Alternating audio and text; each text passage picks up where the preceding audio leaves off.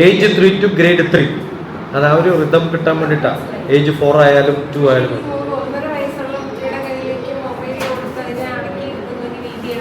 അതാണ് നമ്മുടെ കുറ്റം. ഇല്ല, വന്നില്ല.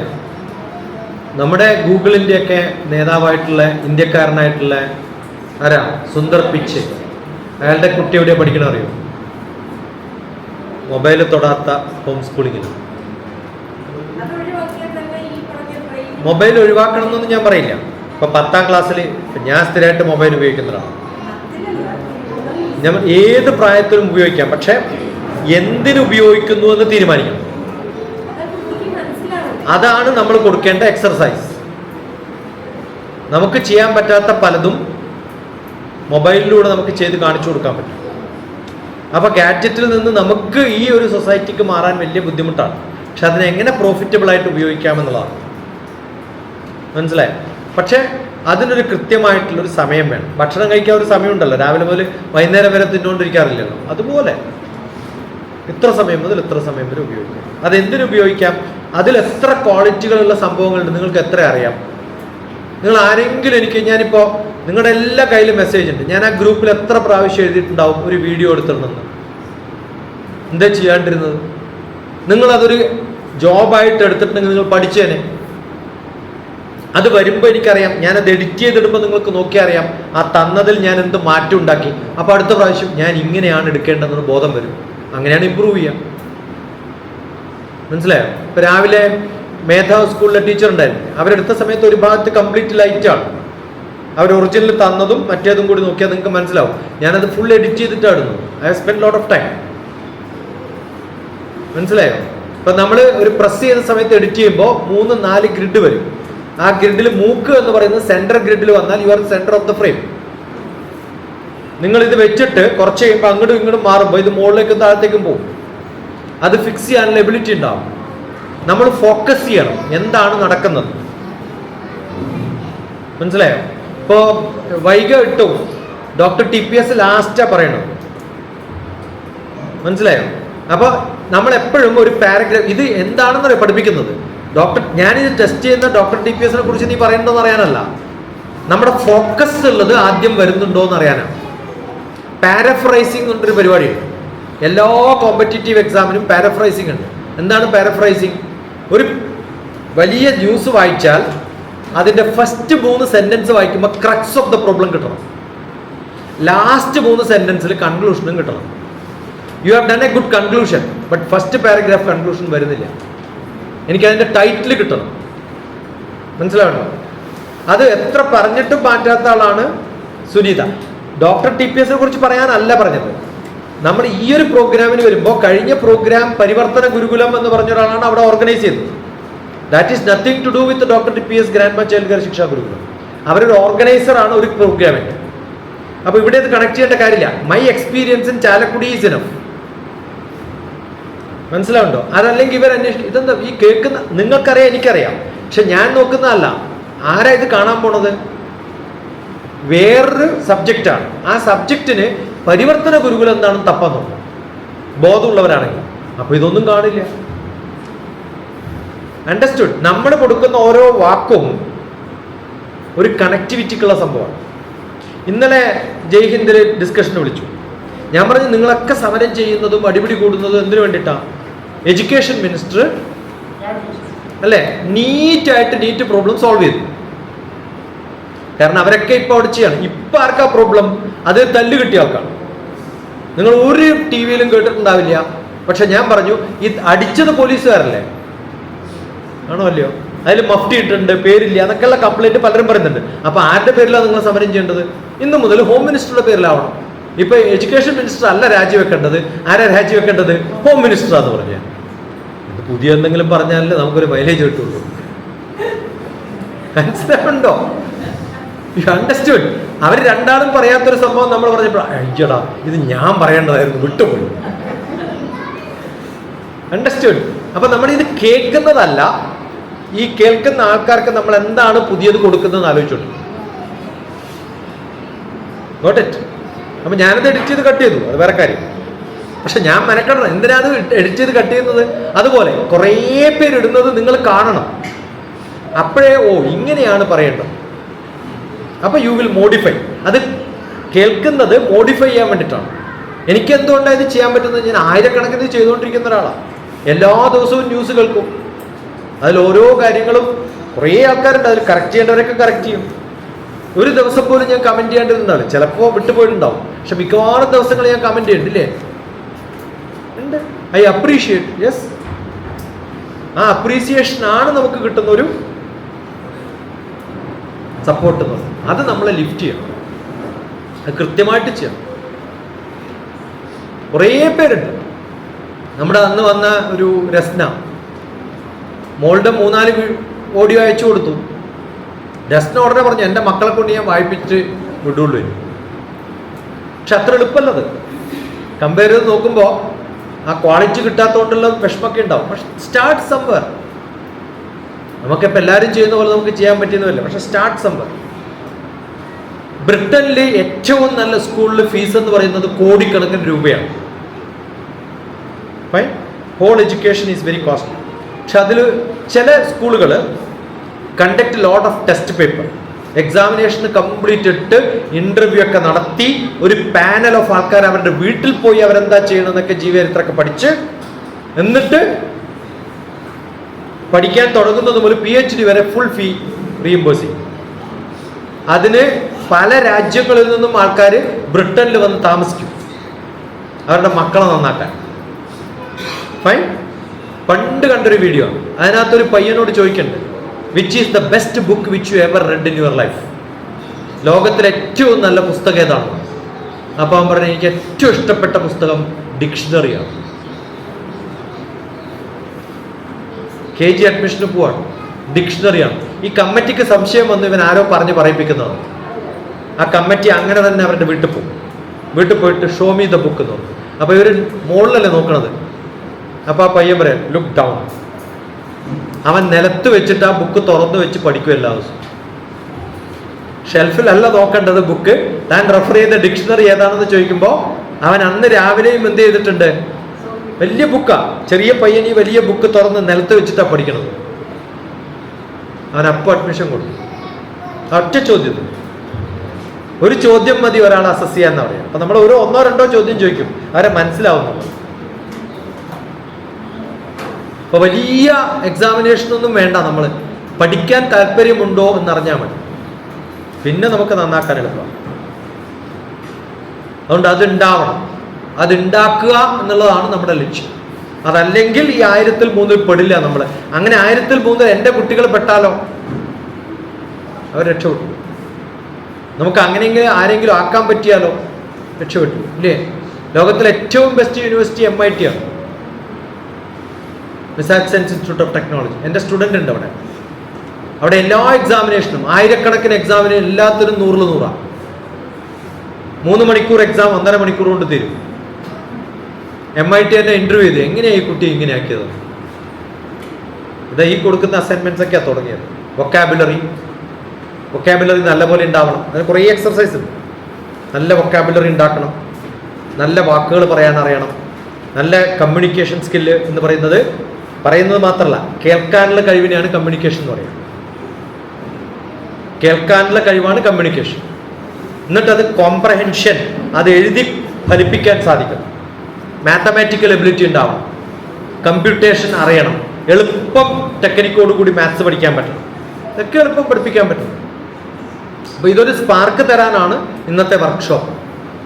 നിങ്ങൾ കൂട്ടായ്മ ഉണ്ടാക്കുക, then we will have a continuous training programme. അതൊക്കെ ചെയ്യാൻ തയ്യാറാണ്.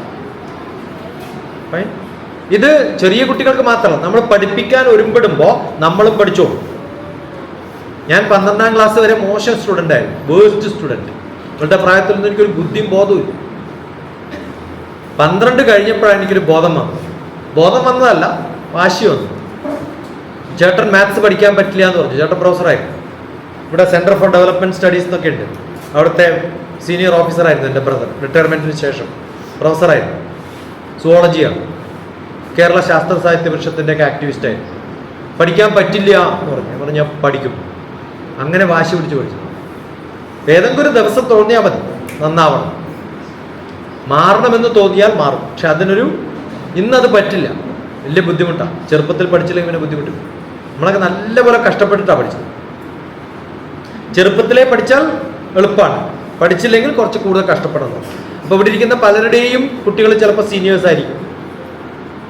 എങ്ങനെ പഠിക്കണം എന്ന് ചോദിച്ചാൽ, നമ്മൾ 7ാം ക്ലാസ്സിൽ പഠിക്കുമ്പോൾ 7ാം ക്ലാസ്സിലെ പുസ്തകം ഒരു കൊല്ലം പഠിക്കണം.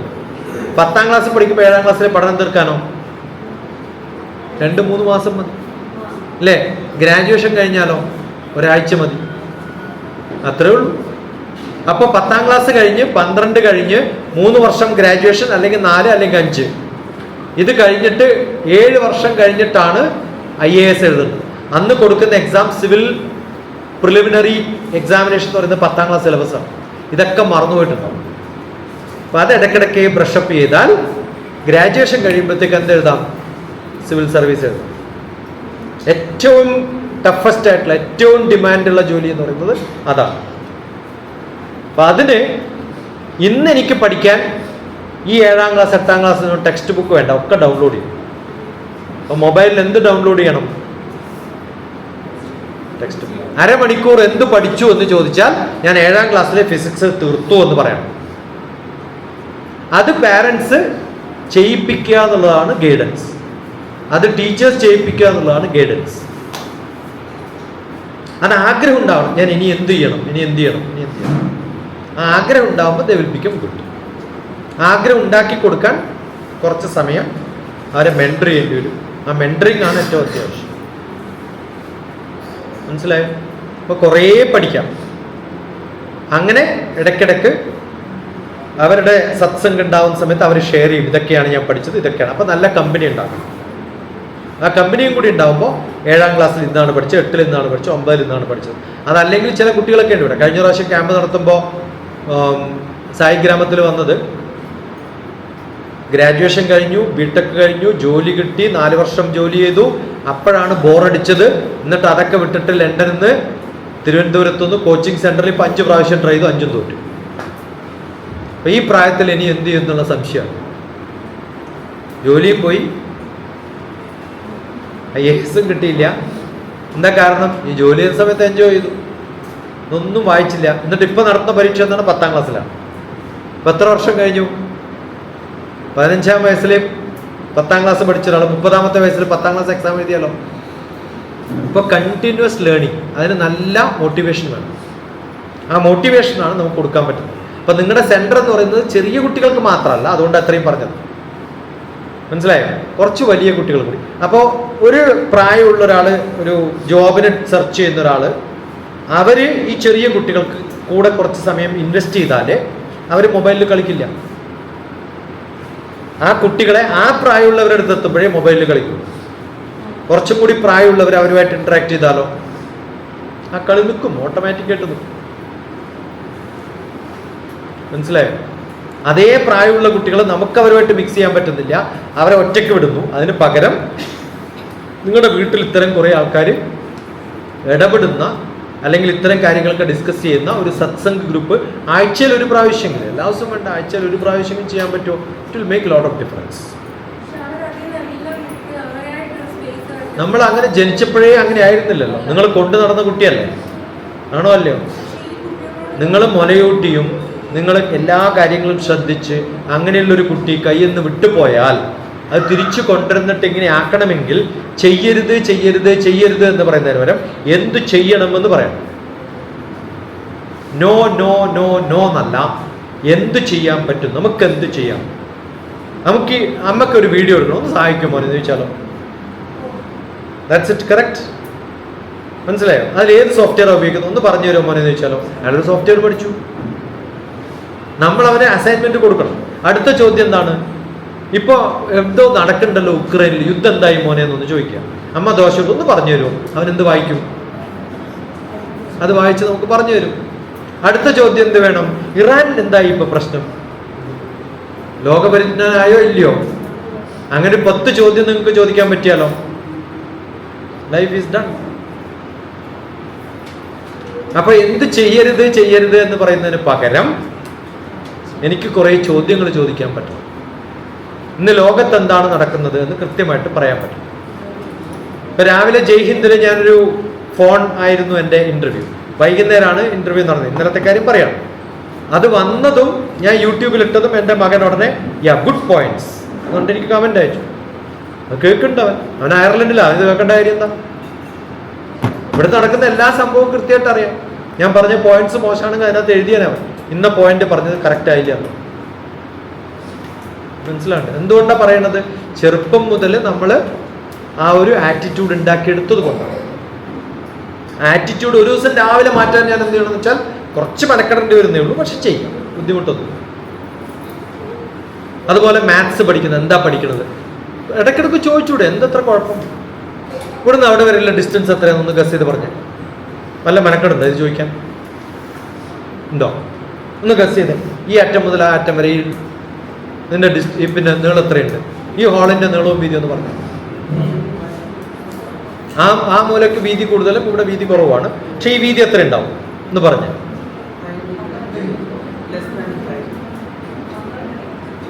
നിങ്ങളെല്ലാരും സാരി മേടിക്കുന്ന ആൾക്കാരല്ലേ? ആണോ അല്ലയോ? ഇതുവരെ സാരി അളന്നിട്ടുണ്ടോ? ഈ അറ്റം ഞാൻ ഇങ്ങനെ സാരി പിടിച്ചാൽ ഈ അറ്റം മുതൽ ഈ ഷോൾഡർ വരെ 1 മീറ്റർ ആണ് എനിക്ക്. കറക്റ്റാണ്, 1 മീറ്റർ ആണ്. ഇതിങ്ങനെ പിടിച്ചാൽ ഇങ്ങനെ തീർത്തില്ല, ഇങ്ങനെ പിടിച്ചിട്ട് ഇവിടെ വരെ എടുത്ത് ഞാൻ ഓൾറെഡി എൻ്റെ ശരീരത്തിൽ മെഷർ ചെയ്ത് വെച്ചിട്ടുണ്ട്. 1 മീറ്റർ എൻ്റെ കൺസെപ്റ്റിലുണ്ട്, 1 ഫീറ്റ് എൻ്റെ കൺസെപ്റ്റിലുണ്ട്. എപ്പോ എളുപ്പമല്ലേ നമുക്ക്? ഈ ബോധം കുട്ടികളിൽ ഉണ്ടെങ്കിൽ അവർക്ക് എന്തുണ്ട്? ഈ ചിന്തകൾ അങ്ങനെയാവും. അപ്പൊ പിന്നെ എഞ്ചിനീയറിംഗ് പഠിക്കുമ്പോഴർക്ക് നല്ല ബോധമുണ്ട്.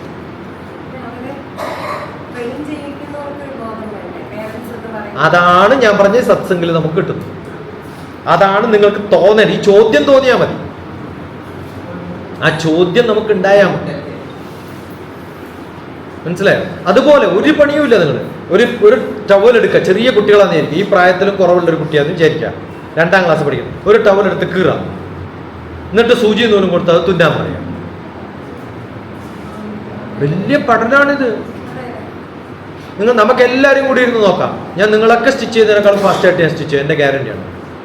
ഞാൻ പഠിച്ചിട്ടുള്ളതാണ്, ഞാൻ ചെയ്തിട്ടുള്ളതാണ്. I learn stitching. ടൈലറിങ് പഠിച്ചിട്ടുണ്ട്, സ്റ്റിച്ചിങ് പഠിച്ചിട്ടുണ്ട്, കസേര മടയാൻ പഠിച്ചിട്ടുണ്ട്, കൊട്ട മടയാൻ പഠിച്ചിട്ടുണ്ട്, മരം കയറാൻ പഠിച്ചിട്ടുണ്ട്. ഇതൊന്നും ചെയ്യാണ്ടല്ല ഞാനിങ്ങനെ ബ്ലാ ബ്ലാ ബ്ലാ പറയുന്നത്.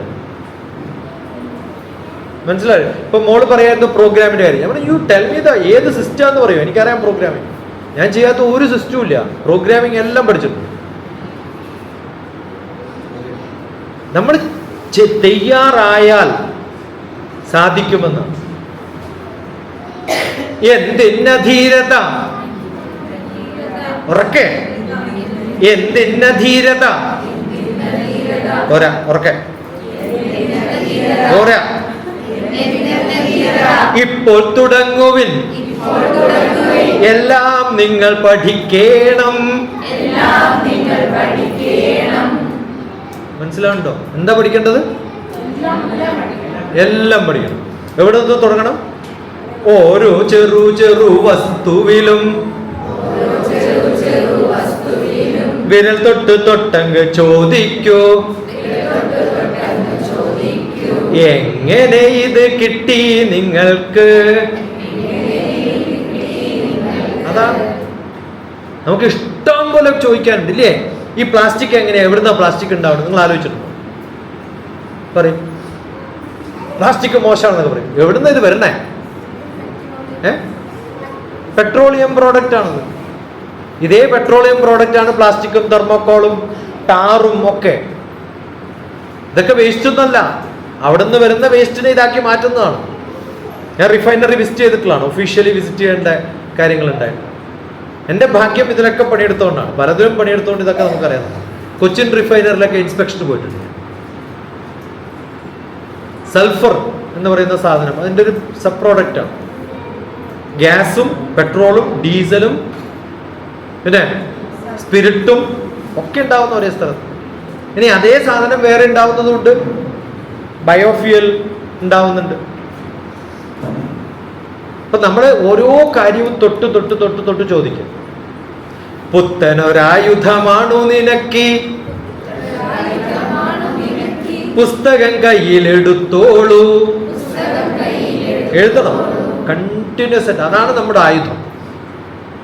അത് എഴുതി വെച്ചാൽ ഈ ഒരു ദിവസം 26 07/25 ഇന്നത്തെ ഡേറ്റ്. അത് ആ ഡയറിയിൽ ഉണ്ടാവും. അങ്ങനെ ഓരോ ദിവസവും നടക്കുന്ന സംഭവങ്ങൾ നമ്മൾ അറിയുമ്പോഴാണ് നമുക്കറിയാം, ഓ ഇതൊക്കെ നമുക്ക് ചെയ്യാൻ പറ്റും. Got it? ആ ഭാവം, ആ തോന്നൽ നമ്മളിൽ ഉണ്ടെങ്കിൽ നമുക്ക് നമ്മുടെ മക്കളെ പഠിപ്പിക്കാൻ എളുപ്പമാണ്. എനിക്ക് അറിയില്ല എന്നുള്ള ബോധം പാടില്ല. ഞാൻ പഠിക്കാൻ തയ്യാറാണ്, ഏത് പ്രായത്തിലും തയ്യാറാണ്, പറ്റും. ഞാൻ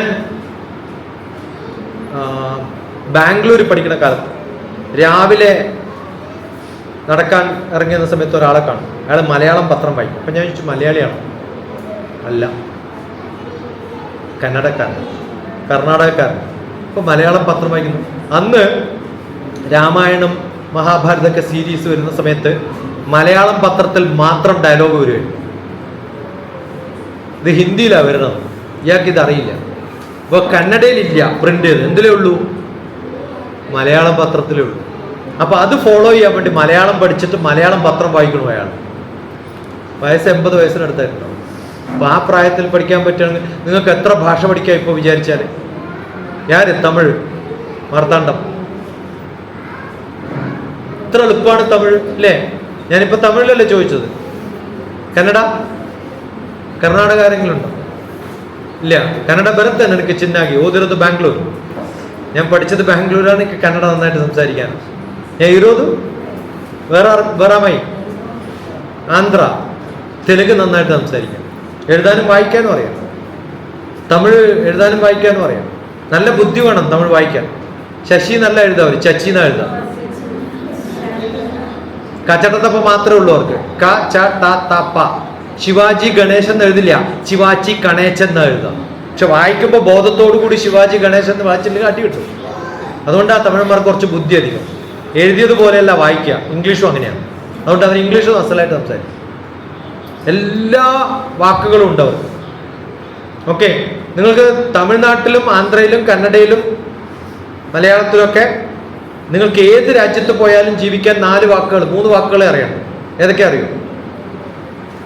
അവിടെ, റിപ്പീറ്റ്, ഇവിടെ, എവിടെ, അങ്ങേ, ഇങ്ങേ, എങ്കെ, അല്ലി, ഇല്ലി, എല്ലി, അക്കടെ, ഇക്കടെ, എക്കടെ, ഉധർ, ഇധർ, കിധർ, ദേർ, ഹിയർ, വേർ. തീർന്നു. ഈ ഭാഷയൊക്കെ പഠിച്ചാൽ ആ രാജ്യത്തൊക്കെ ജീവിക്കാം. ആണോ അല്ലയോ? ടോയ്ലറ്റ് എക്കടെ, അക്കടെ. ഫുഡ് എക്കടെ, അക്കടെ. ഫുഡ് മലയാളവും ഇംഗ്ലീഷും ഒന്നും പറയേണ്ട കാര്യമില്ല, ഏത് ഭാഷ പറഞ്ഞാലും മനസ്സിലാവും. ഈ 3 ഭാഷ അറിയണ്ടു. ഈ 3 വാക്കറിഞ്ഞാൽ ജീവിക്കാം. എന്ത് എളുപ്പം നോക്കൂ ലോകത്ത് ജീവിക്കാൻ. ഭാഷ എന്ന് പറയുന്നത് കമ്മ്യൂണിക്കേറ്റീവാണ്. അത് പഠിപ്പിക്കാൻ നമ്മൾ മക്കളെ എത്ര ഭാഷ പഠിപ്പിക്കണം? എത്ര പഠിപ്പിക്കാൻ പറ്റുമോ അത്രയും പഠിക്കും. അതിന് നമുക്കും അറിയണം. എനിക്കറിയില്ല എന്ന് പറയരുത്. Start start start. ഇന്ന് മുതൽ അത് ചെയ്യണം. ഓരോ പാട്ടും കേൾക്കുമ്പോഴോ ഓരോ കഥയും കേൾക്കുമ്പോഴോ അത് ട്രാൻസ്ലേറ്റ് ചെയ്യാനും പേപ്പർ ന്യൂസ് ട്രാൻസ്ലേറ്റ് ചെയ്യാനും ഒക്കെ മക്കളോട് പറഞ്ഞാൽ അവർ ആ ലാംഗ്വേജ് പഠിച്ചു. അങ്ങനെയാണ് ചെയ്യേണ്ടത്. പിന്നെ അടുത്ത ചോദ്യം.